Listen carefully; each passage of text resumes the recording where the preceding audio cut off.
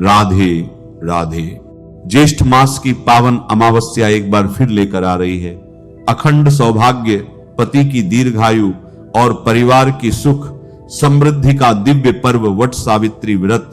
सनातन धर्म में यह व्रत केवल एक परंपरा नहीं बल्कि पतिव्रता धर्म, अटूट प्रेम और अडिग विश्वास का जीवंत प्रतीक माना जाता है। मान्यता है कि माता सावित्री ने अपने तप, श्रद्धा और संकल्प के बल पर स्वयं यमराज से अपने पति सत्यवान के प्राण वापस प्राप्त कर लिए थे। तभी से यह व्रत सुहागिन महिलाओं के लिए अत्यंत पवित्र और फलदायी माना जाता है। हालांकि कुछ स्थानों पर इसे ज्येष्ठ पूर्णिमा के दिन वट पूर्णिमा के रूप में भी मनाया जाता है। इस बार ज्येष्ठ अमावस्या 16 मई 2026 शनिवार के दिन पड़ रही है। विशेष बात यह है कि इसी दिन शनि जयंती भी मनाई जाएगी और साथ ही वट सावित्री व्रत का शुभ संयोग भी बनेगा। ऐसे में यह दिन आध्यात्मिक दृष्टि से और भी अधिक महत्वपूर्ण हो जाता है। शास्त्रों के अनुसार वट वृक्ष को त्रिदेवों का स्वरूप माना गया है। इसकी जड़ों में ब्रह्मा जी, तने में भगवान विष्णु और शाखाओं में भगवान शिव का वास माना जाता है। इसलिए इस दिन वट वृक्ष की पूजा करने से अखंड सौभाग्य, सुखी वैवाहिक जीवन और परिवार की रक्षा का आशीर्वाद प्राप्त होता है। अब बात करते हैं पूजा के शुभ समय की। देखिए, अलग अलग परंपराओं में वट सावित्री की पूजा अलग समय पर की जाती है। कुछ स्थानों पर मुख्य पूजा दोपहर में होती है, कुछ लोग प्रातः काल पूजा करते हैं और कई जगह गोधूली बेला यानी शाम के समय भी पूजा का विशेष महत्व माना गया है। यदि आपके यहाँ दोपहर के समय पूजा की परंपरा है तो 16 मई शनिवार को अमृत काल दोपहर 1:15 से 2:40 तक रहेगा। वहीं अभिजीत मुहूर्त सुबह 11:56 से दोपहर 12:49 तक रहेगा। यह समय पूजा पाठ और शुभ कार्यों के लिए अत्यंत श्रेष्ठ माना जाता है। लेकिन एक बात का विशेष ध्यान रखिएगा, इस दिन राहु काल सुबह 9 बजे से 10:30 तक रहेगा। इसलिए वट सावित्री व्रत की पूजा, वट वृक्ष की परिक्रमा या किसी भी शुभ कार्य को राहु काल में करने से बचना चाहिए। कहा जाता है कि श्रद्धा से किया गया यह व्रत विवाहित महिलाओं के जीवन में सुख, शांति और अखंड सौभाग्य लेकर आता है। इसलिए इस दिन माता सावित्री और सत्यवान की कथा अवश्य सुने, भगवान का स्मरण करें और पूरे श्रद्धा भाव से वट वृक्ष की पूजा करें। व्रत करने वाली सभी सुहागन माताओं बहनों को एक दिन पहले से तैयारी शुरू कर देनी चाहिए और एक दिन पहले ही काले चने भिगोकर रख देने होते हैं, क्योंकि अगले दिन पूजा में इन काले चनों का प्रयोग किया जाता है। तो वट सावित्री व्रत के दिन आपको स्नान आदि से निवृत्त होने के बाद 16 श्रृंगार करके लाल रंग के या पीले रंग के वस्त्र धारण करके पूजा की तैयारी करनी चाहिए। बांस की टोकरी हो तो बांस की टोकरी में ही आप पूजा की सभी सामग्रियों को अच्छे से सजाकर रख लें। आसपास वट वृक्ष हो तो वहां जाकर पूजा करें, क्योंकि इस दिन वट वृक्ष की ही पूजा मुख्य रूप से की जाती है। लेकिन जो माताएं बहनें देश से बाहर रहती हैं, जहां पर वट वृक्ष न हो या आपके आसपास कई किलोमीटर दूर तक भी वट वृक्ष न हो, तो इस दिन आप तुलसी जी की पूजा भी कर सकती है। क्योंकि अमावस्या तिथि है तो तुलसी माता की पूजा इस दिन आप कर सकते हैं।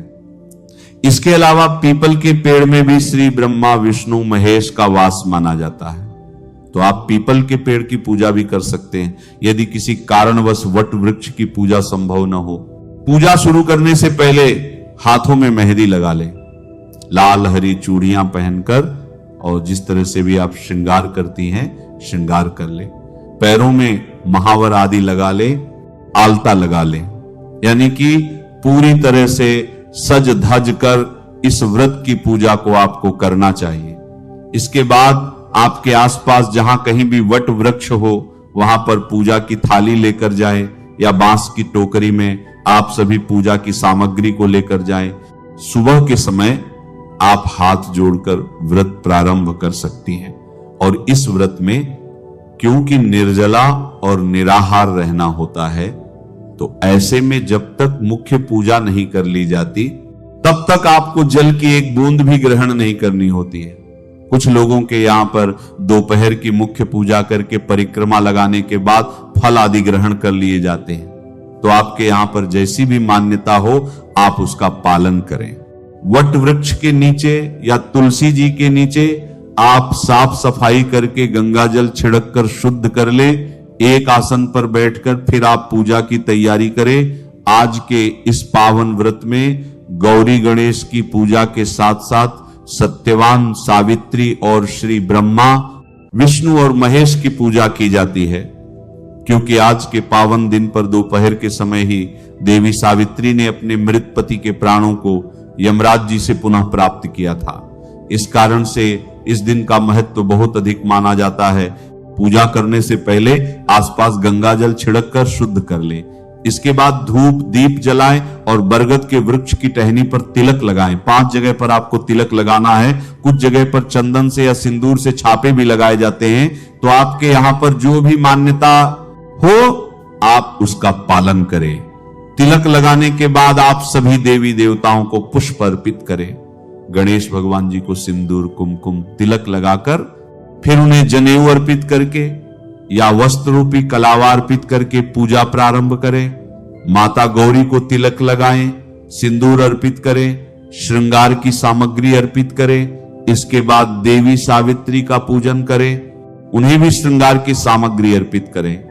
और फिर सत्यवान, श्री ब्रह्मा, विष्णु, महेश का पूजन आपको करना है। सभी को तिलक, पुष्प, चंदन, अक्षत आदि अर्पित करें। वस्त्र रूपी कलावा सभी को अर्पित करें।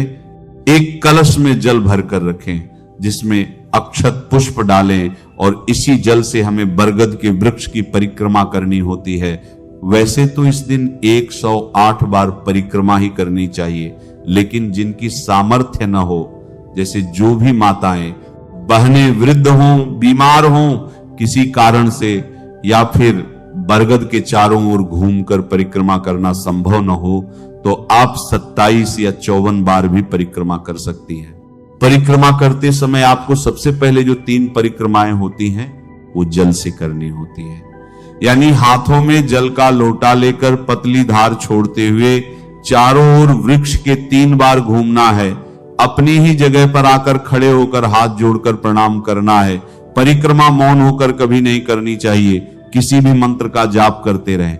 देवी सावित्री, सत्यवान, श्री ब्रह्मा, विष्णु, महेश का ध्यान करते रहें। 3 बार परिक्रमा पूरी होने के बाद फिर 3 बार आप बरगद के वृक्ष के तने में कच्चा सूत या फिर कलावा लपेटकर यह परिक्रमाएं पूरी करें।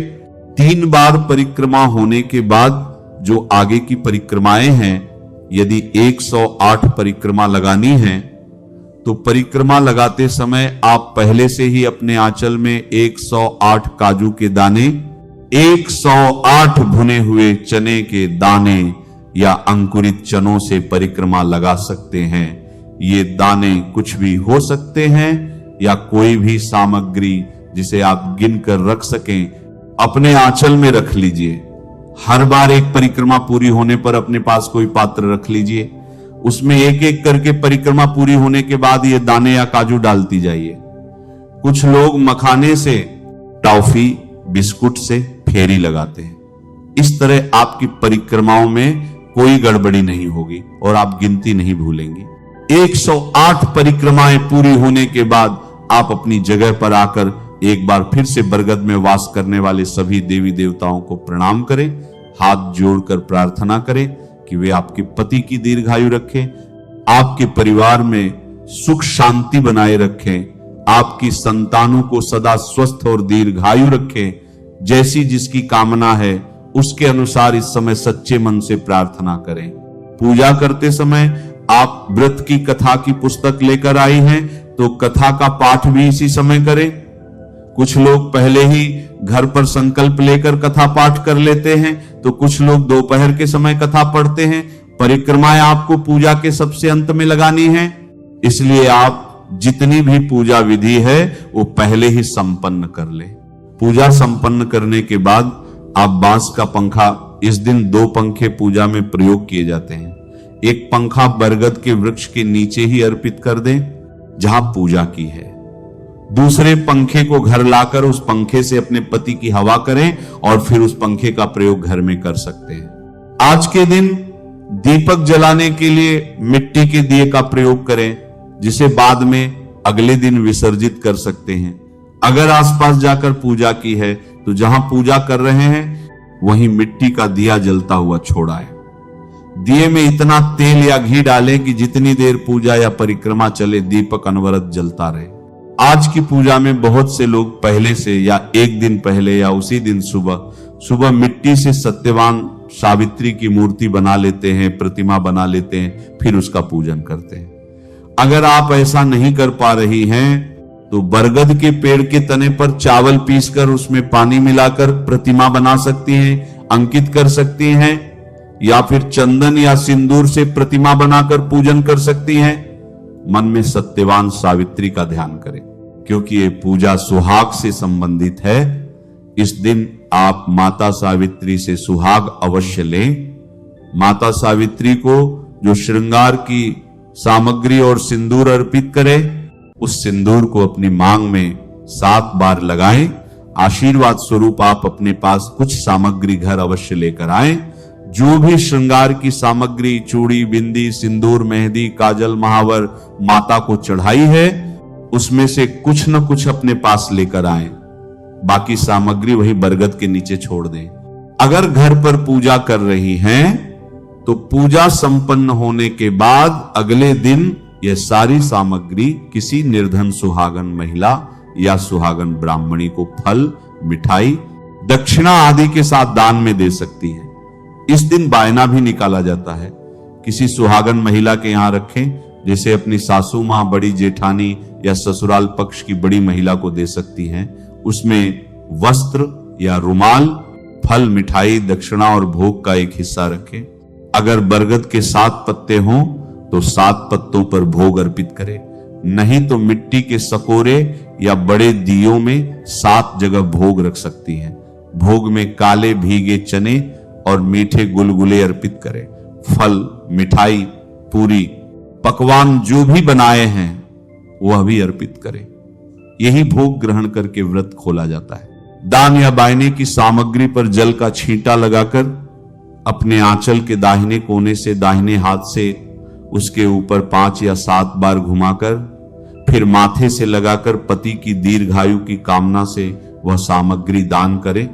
अंत में किसी भी गलती के लिए क्षमा याचना करें और सत्यवान सावित्री जी की आरती उतारे, नहीं तो भगवान विष्णु की आरती कर सकती हैं। इस व्रत में कुछ जगह दोपहर पूजा के बाद भीगे अंकुरित चने या बरगद के फल खाकर पारण किया जाता है। कुछ लोग अगले दिन तक निर्जला रहते हैं, कुछ शाम को शुद्ध सात्विक भोजन या फलाहार, दूध, फल, चाय आदि करते हैं। पूजा में कोई सामग्री भूल गई हो तो मानसिक भाव से अर्पित करें। विधि में कोई कमी रह गई हो तो बाद में भी कर सकती हैं, या अंत में सच्चे मन से क्षमा याचना कर लें। महत्वपूर्ण नियम: आज के दिन वटवृक्ष की टहनी, पत्ता, फल आदि गलती से भी न तोड़ें। ये सब एक दिन पहले तोड़कर रख लें। कोई भी खंडित सुहाग सामग्री घर से बाहर न करें। शाम को वटवृक्ष के नीचे दीपक जलाना न भूलें। किसी का अपमान न करें और पति के पैर छूकर आशीर्वाद लें। यह थी वट सावित्री व्रत की पूजा विधि। एक समय की बात है, राजा युधिष्ठिर ने भगवान श्री कृष्ण से पूछा, हे भगवान, आप मुझसे सावित्री व्रत के विधान का वर्णन करें। यह व्रत कैसे किया जाता है और इस व्रत की कथा क्या है? सबसे पहले इस व्रत को किसने किया?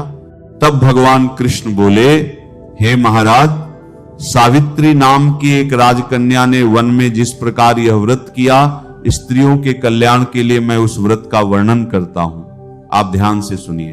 प्राचीन काल में मद्र देश में एक बड़े ही पराक्रमी, सत्यवादी, क्षमाशील, जितेंद्रिय और प्रजापालन में तत्पर अश्वपति नाम के राजा थे। उनके कोई संतान नहीं थी, इसलिए उन्होंने सप्तनिक व्रत के द्वारा देवी सावित्री की आराधना की। कुछ काल बाद व्रत के प्रभाव से ब्रह्मा जी की पत्नी सावित्री ने प्रसन्न होकर राजा को वरदान दिया, हे राजन, भभूजी के उपदेश से सावित्री व्रत किया। एक दिन व्रत के बाद वह अपने पिता के पास गई, प्रणाम करके वहीं बैठ गई। तब पिता ने सावित्री को विवाह योग्य जानकर अमात्य से उसके विवाह के विषय में मंत्रणा की, पर उसके योग्य किसी भी श्रेष्ठ वर्ग को न देखकर पिता अश्वपति ने बेटी सावित्री से कहा, हे पुत्री, तुम वृद्ध जनों और अमात्य के साथ स्वयं ही अपने अनुसार कोई वर ढूंढ लो। सावित्री ने पिता की आज्ञा स्वीकार करके मंत्रियों के साथ चल पड़ी। सुलभ काल में ही राजर्षियों के आश्रम, सभी तीर्थों और तपोवन में घूमती हुई, वृद्ध छियों का अभिनंदन करती हुई वह मंत्रियों सहित पुनः अपने पिता के पास लौट आई। तब सावित्री ने देखा कि राज्यसभा में देवर्षि नारद जी बैठे हैं। सावित्री ने देवर्षि नारद और अपने पिता को प्रणाम करके कहा, हे महाराज, शाल्व देश में द्रुसेन नाम के एक धर्मात्मा राजा हैं। उनके सत्यवान नाम का एक पुत्र है जिसे मैंने वर किया है। सावित्री की बातें सुनकर देवर्षि नारद कहने लगे, हे राजन, इसने बाल्य स्वभाव से उचित निर्णय नहीं लिया। यद्यपि वह धर्मात्मा है, परंतु एक भारी दोष है। आज ही के दिन ठीक 1 वर्ष बाद उसकी मृत्यु हो जाएगी। देवर्षि नारद की बातें सुनकर राजा ने सावित्री को कोई दूसरा वर ढूंढने के लिए कहा। तब सावित्री कहने लगी, राजा की आज्ञा एक ही बार होती है, पंडित जन भी एक ही बार बोलते हैं और कन्या भी एक ही बार दी जाती है। ये तीनों बातें बार बार नहीं होती। सत्यवान दीर्घायु हो या अल्पायु, निर्गुण हो या गुणवान, मैंने तो उनका वर कर ही लिया है। अब मैं दूसरा पति नहीं चुनूंगी। पहले विचार पूर्वक मन में निश्चय लिया जाता है और जो वचन कह दिया जाए वही करना चाहिए। इसलिए मैंने जो मन में निश्चय कर रखा है वही करूंगी। सावित्री का ऐसा निश्चय युक्त वचन सुनकर नारद जी ने कहा, हे राजन, आपकी कन्या का यही अभीष्ट है तो इस कार्य में शीघ्रता करनी चाहिए। आपका यह दान कर्म निर्विघ्न संपन्न हो। इस तरह कहकर नारद मुनि स्वर्ग को चले गए। तब राजा ने शुभ मुहूर्त में सावित्री का विवाह सत्यवान के साथ कर दिया। सावित्री मनोवांछित पति पाकर बहुत प्रसन्न हुई। दोनों अपने आश्रम में सुख से रहने लगे, परंतु नारद मुनि की वाणी सावित्री के मन में खटकती रहती थी। जब 1 वर्ष पूरा होने को आया, तब सावित्री ने विचार किया कि अब मेरे पति की मृत्यु का समय समीप आ गया है। यह सोचकर सावित्री ने द्वादशी से 3 रात का व्रत ग्रहण कर लिया। वह भगवती सावित्री का जप, ध्यान, पूजन करती रही।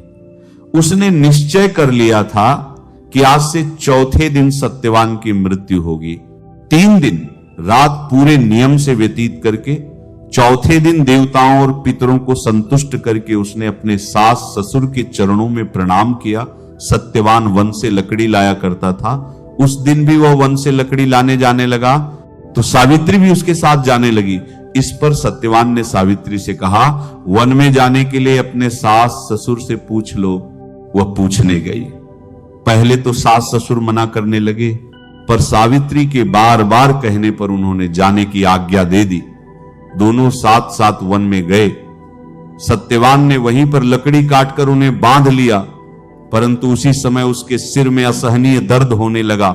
उसने सावित्री से कहा, हे प्रिय, मेरे सिर में बहुत दर्द हो रहा है, मैं थोड़ी देर विश्राम करना चाहता हूं। सावित्री अपने पति का सिर अपनी गोद में लेकर बैठ गई। इतने में ही यमराज वहां आ गए। सावित्री ने उन्हें देखकर प्रणाम किया और कहा, हे प्रभु, आप देवता, दैत्य, कर्म, धर्म कौन हैं? मेरे पास क्यों आए हैं? तब धर्मराज ने कहा, सावित्री, मैं संपूर्ण लोकों का नियमन करने वाला हूं और मेरा नाम यम है।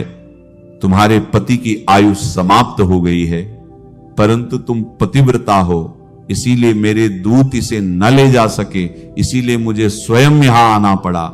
इतना कहकर यमराज ने सत्यवान के शरीर से अंगूठे मात्र के पुरुष को खींच लिया और उसे लेकर अपने लोक को चल पड़े। तब सावित्री भी उनके पीछे पीछे जाने लगी। बहुत दूर जाने पर यमराज ने सावित्री से कहा, हे देवी, अब तुम लौट जाओ, इस मार्ग में इतनी दूर तक कोई नहीं आ सकता। तब सावित्री ने कहा, महाराज, पति के साथ आते हुए मुझे न तो ग्लानि हो रही है न कोई श्रम हो रहा है, मैं तो सुख से चली आ रही हूं। जिस प्रकार सज्जनों की गति सत है, वर्णाश्रम का आधार वेद है, शिष्यों का आधार गुरु है और सभी प्राणियों का आश्रय पृथ्वी है, उसी प्रकार स्त्रियों का एकमात्र आश्रय उनका पति ही होता है और कोई नहीं। सावित्री के धर्म और अर्थयुक्त वचन सुनकर यमराज प्रसन्न हो गए और कहने लगे, हे भामिनी, मैं तुमसे बहुत संतुष्ट हूं, तुम्हें जो अभीष्ट वर हो वह मुझसे मांग लो। तब सावित्री ने विनय पूर्वक 5 वर मांगे। 1, मेरे ससुर के नेत्र अच्छे हो जाएं, उन्हें उनका राज्य मिल जाए। 2, मेरे पिता के 100 पुत्र हों। 3, मेरे भी 100 पुत्र हों। 4, मेरा पति दीर्घायु प्राप्त करे। 5, हमारी सदा धर्म में दृढ़ भक्ति बनी रहे। तब धर्मराज ने सावित्री को ये सभी वरदान दिए और सत्यवान को भी लौटा दिया। सावित्री प्रसन्नता पूर्वक अपने पति को लेकर आश्रम में आ गई। उसने जो सावित्री व्रत का अनुष्ठान किया था, यह सब उसी के कारण संभव हुआ। बस तभी से वट सावित्री व्रत किया जाता है।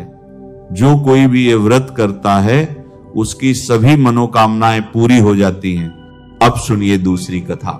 किसी गांव में एक साहूकार रहता था। उसका एक बेटा था और एक बेटी। साहूकार के बेटे का विवाह हो चुका था। साहूकार के घर में एक जोगी भिक्षा लेने आते थे। जब साहूकार की बहू भिक्षा देने जाती तो जोगी भिक्षा ले लेते, लेकिन जब साहूकार की बेटी भिक्षा देने जाती तो जोगी भिक्षा नहीं लेते थे और कहते, बेटी सुहागन तो है पर इसके भाग्य में दुख लिखा है। यह सुनकर बेटी दुबली पतली होने लगी। एक दिन उसकी मां ने पूछा, तुम सूखती क्यों जा रही हो, दुबली पतली क्यों होती जा रही हो? तब बेटी ने मां को जोगी वाली सारी बात बता दी। अगले दिन मां छिपकर बैठ गई। जब जोगी आए तो देखा बेटी ने जो कहा था सच था। जैसे ही बेटी भिक्षा देने लगी, जोगी ने भिक्षा नहीं ली। तब मां ने जोगी से पूछा, आप मेरी बेटी से भिक्षा क्यों नहीं लेते और ऐसा क्यों कहते हैं? जोगी बोले, इसका भाग्य ऐसा ही है। तब मां जोगी के चरणों में गिर पड़ी और बोली, इसका कोई उपाय बताइए। जोगी बोले, 7 समुद्र पार एक सोमा नाम की स्त्री रहती है। वह अमावस्या का व्रत करती है। वह अपने व्रत का फल तुम्हारी बेटी को देगी, तभी इसका दुख दूर होगा। जोगी की बात सुनकर लड़की की मां सोमा की तलाश में निकल पड़ी। थोड़ी दूर चलते चलते थक गई। रास्ते में एक पीपल का पेड़ था, उसके नीचे बैठकर विश्राम करने लगी। तभी देखा कि एक सांप गरुड़ पक्षी के बच्चों को खाने आ रहा है। वह लपककर सांप को मार देती है और गरुड़ पक्षी के बच्चे को बचा लेती है। इतने में गरुड़ पक्षी का जोड़ा उड़ता हुआ आया। वहां खून देखकर उन्होंने सोचा कि इसने हमारे बच्चों को मार दिया और उसे चोट मारने लगे। तब वह कहती है, मैंने तुम्हारे बच्चों को नहीं मारा।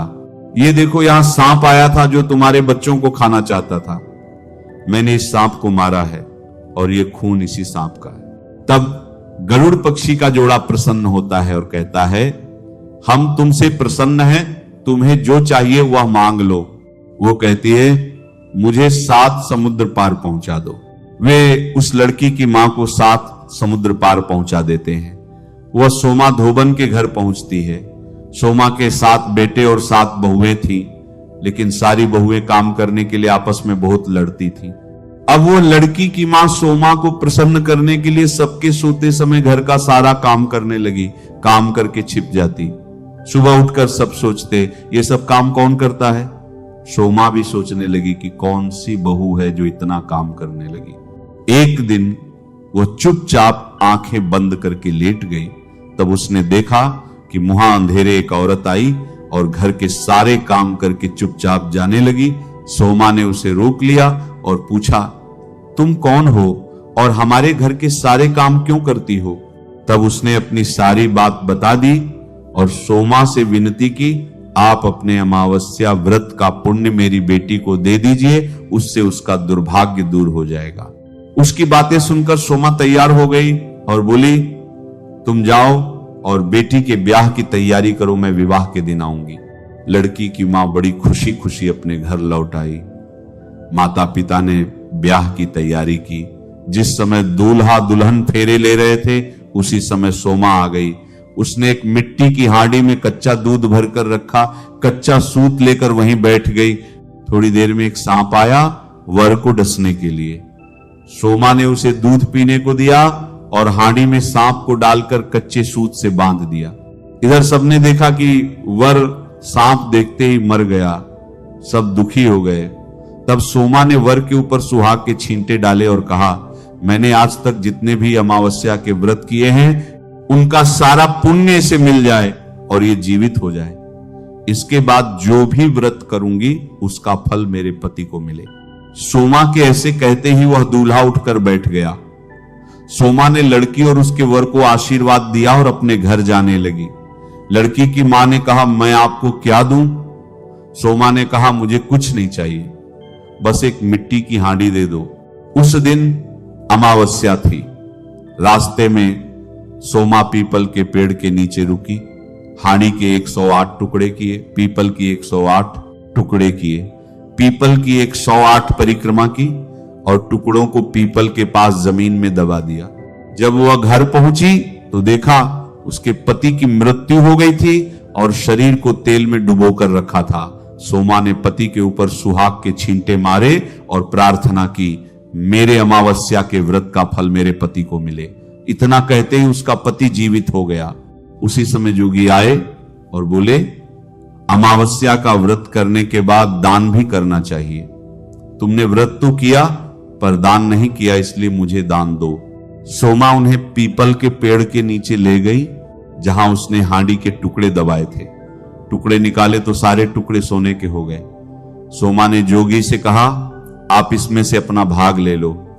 जोगी ने चौथा हिस्सा ले लिया और कहा, 3 हिस्से तुम जिसे चाहो दे दो। जोगी ने नगर में जाकर सबसे कहा, सोमवती अमावस्या का व्रत सभी को करना चाहिए। जैसे सोमा ने उस लड़की को वर दिया, उसका सुहाग जी उठा, सोमा का पति जी उठा।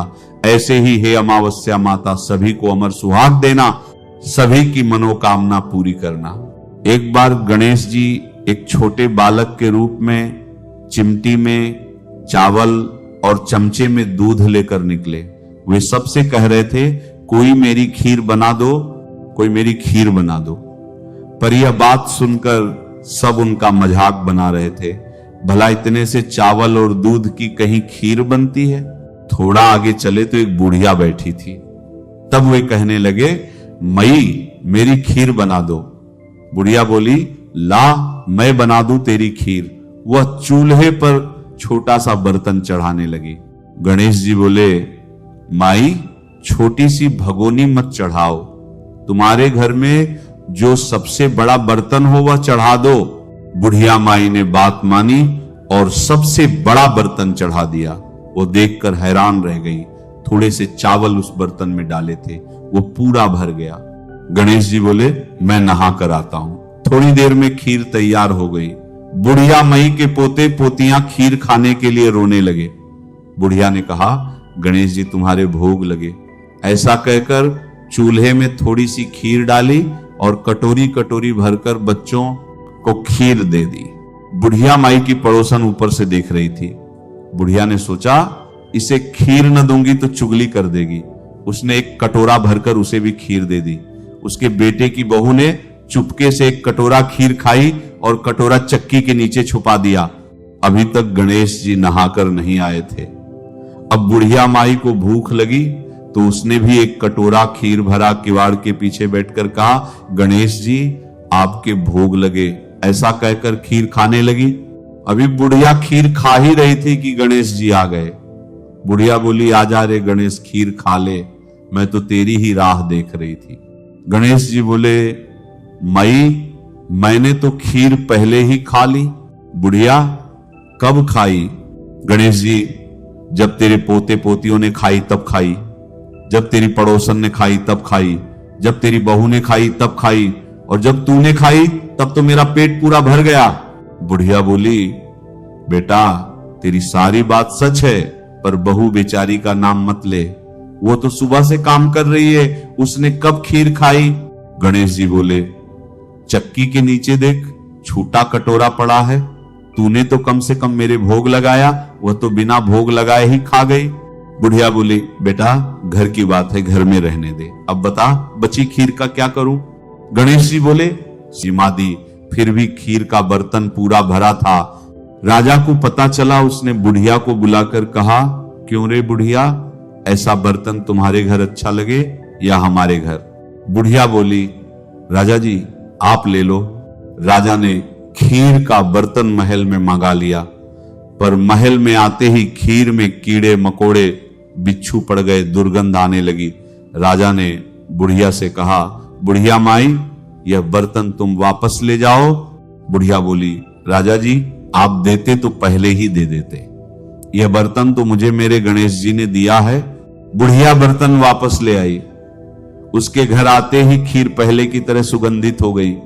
बुढ़िया ने गणेश जी से पूछा, अब इस खीर का क्या करूं? गणेश जी बोले, झोपड़ी के कोने में गड्ढा खोद कर गाड़ दे, सुबह खोद कर देखना तुझे धन के 2 घड़े भरे मिलेंगे। बुढ़िया बोली, इतने धन का इस छोटी सी झोपड़ी में क्या करूंगी? गणेश जी ने झोपड़ी को लात मारी, वहां महल बन गया। सुबह बहू फावड़ा लेकर पूरा घर खोदने लगी, पर कुछ नहीं मिला। बहू बोली, सासू जी तुम्हारे गणेश जी झूठे हैं। सासू बोली, बहू हमारे गणेश जी झूठे नहीं हैं, ला जरा मैं देखूं। वह सुई लेकर खोजने चली तो टन टन करते 2 धन के घड़े मिल गए। बहू बोली, सासू जी गणेश जी सच्चे ही हैं? सासू बोली, गणेश जी भावनाओं के भूखे हैं। हे गणेश जी भगवान, जैसा आपने बुढ़िया माई को दिया वैसा सबको देना, जैसी उसकी मनोकामना पूरी की वैसी सबकी करना। बोलिए गणेश जी भगवान की जय हो। अब सुनिए तपसी लपसी की कथा। एक तपसी था और एक लपसी था, दोनों आपस में मित्र थे।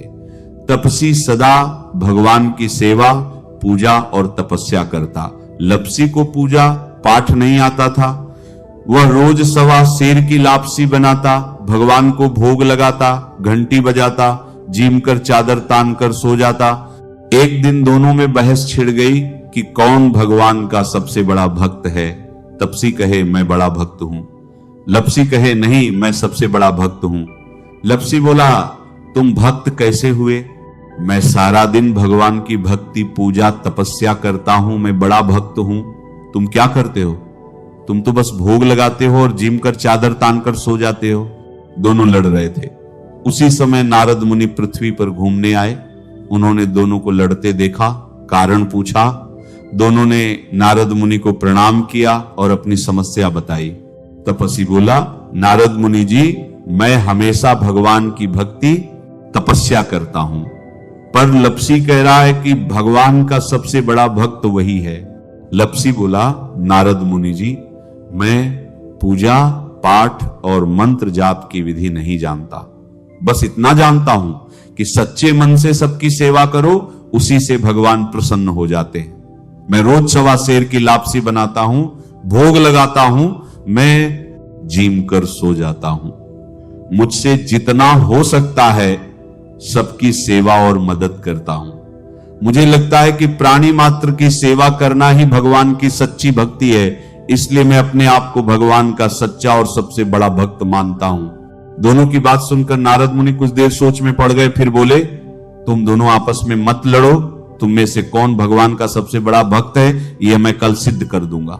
अगले दिन जब तपसी सुबह सुबह नदी पर स्नान करने जाने लगा तो नारद मुनि ने उसके रास्ते में 1.25 करोड़ की एक अंगूठी रख दी। तपसी ने देखा ये बहुत कीमती है।